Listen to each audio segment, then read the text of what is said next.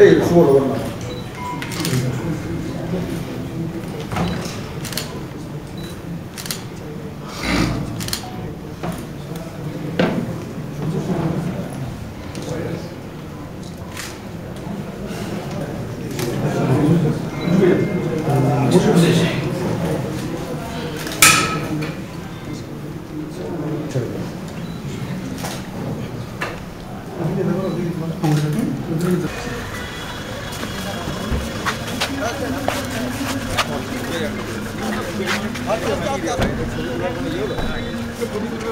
বাসু মোবাইলে মার দিল দেখতে পেলাম না মন্দিরে যেতে দাও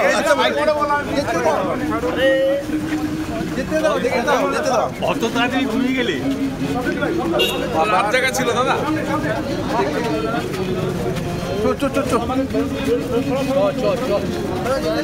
ভাই চড়ে হাতে একটু চলো ফাঁকা করো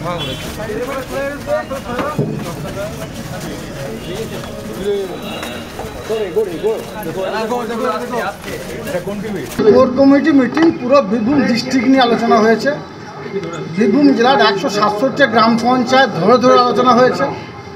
আগামী যে 26শে নির্বাচন আসছে সেই নির্বাচনে আমরা সকলে সংঘবদ্ধভাবে একত্রিতভাবে ইউনাইটেডভাবে কাজ করব। দলনেত্রীর নির্দেশে, আমাদের যুবরাজ অভিষেক বন্দ্যোপাধ্যায়ের নির্দেশে সেই সব বিষয় নিয়ে আলোচনা হয়েছে। অনুব্রত মণ্ডলের সঙ্গে কি আলোচনা হলো? আমরা সবাই মিলে একসঙ্গে আলোচনা করেছি। এখানে কোনো ব্যক্তি বিশেষে কোনো ম্যাটার করে না। আমরা 7 জন বসেছিলাম, দলনেত্রী এবং আমাদের যুবরাজ অভিষেক বন্দ্যোপাধ্যায়ের নির্দেশে আলোচনা করেছি এবং কোর কমিটি কনভেনার আমাদের বিকাশ দা আমাদের সকলকে ডেকেছেন। আগামী দিনও যদি বীরভূম জেলার তৃণমূল সংগঠন আগামী দিনও যে মিটিংগুলো ডাকা হবে আহ্বায়ক হিসাবে বিকাশ দা আমাদের সকলকে ডাকবেন এবং আমরা সকলে এসে এভাবে আলোচনা সাপেক্ষে কাজ করব। দাদা কিছু অভিযোগ জানালেন আপনি? দেখুন, অভিযোগের বিষয়টা এখানে না আসাই উচিত, কারণ আমাদের দলীয় আভ্যন্তরীণ বিষয়। কোর কমিটির যে বিষয়গুলো আলোচনা হয়েছে সেটা দলীয় আভ্যন্তরীণ বিষয়, সে বিষয়টা বহিঃপ্রকাশ না করাই উচিত বলে আমি মনে করি। দলের সব বিষয়ে আলোচনা হবে, ভালো মন্দ সবই আলোচনা হবে, কিন্তু দিনের শেষে একথাই বলবো, আমাদের যে আলোচনাগুলো হয়েছে সে আলোচনায় আমরা সকলেই স্যাটিসফাইড আছি, আমরা সকলেই সে আলোচনায় খুশি আছি এবং আলোচনাগুলো ফলপ্রসূ হয়েছে। দাদা, অনুব্রত মণ্ডলকে এবং আপনাকে একই মঞ্চে দেখা যায় না বিজয়ার সম্মিলিত, আগামী দিন কি দেখা যাবে?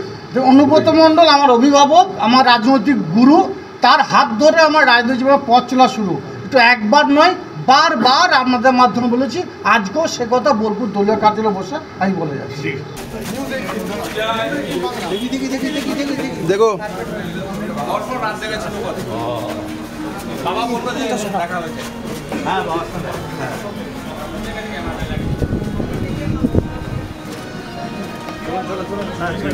বাপি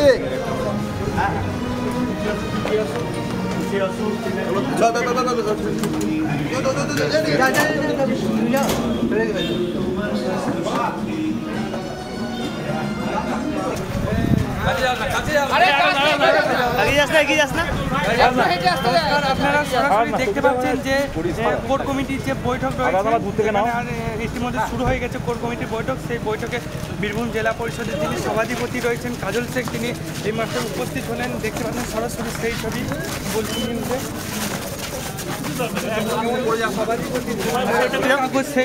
সেই দিকেও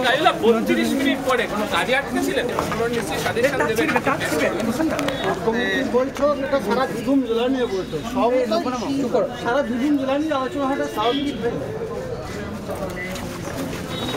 দেখতে পাচ্ছেন সেই ছবি যেখানে কাজল শেখ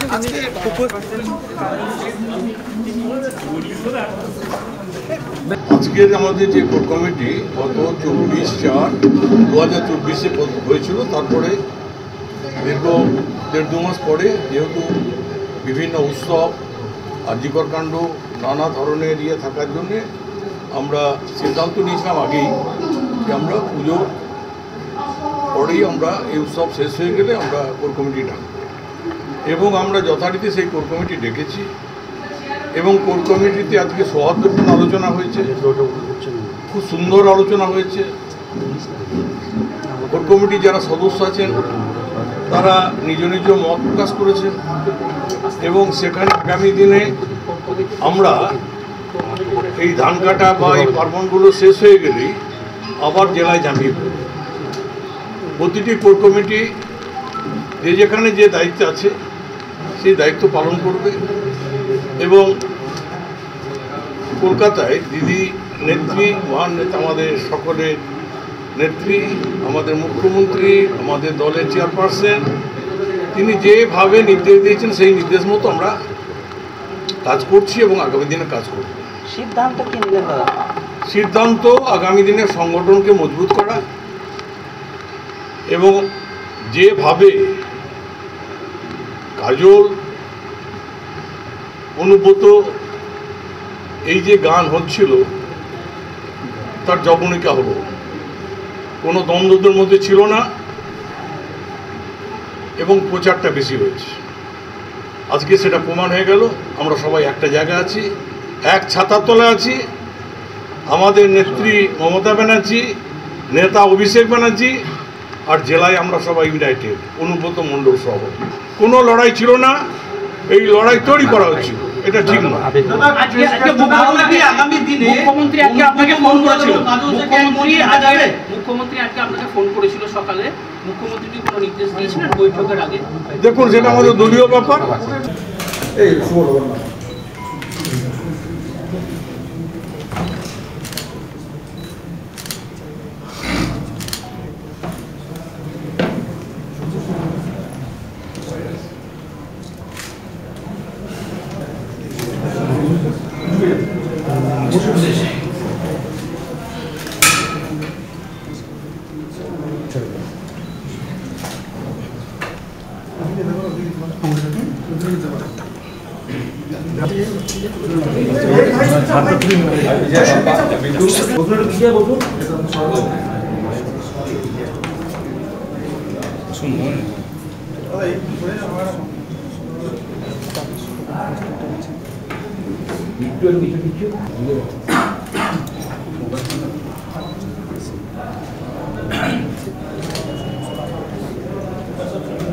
চলো চলো, থ্যাংক ইউ, ধন্যবাদ। মিট হোক, আবার হবে, নিচে হবে আবার। চলো বিকাশে যাবো।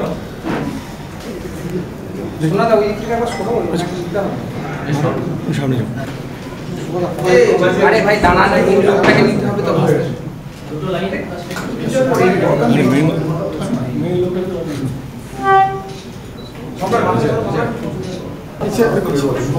একটু পিছিয়ে সবাই।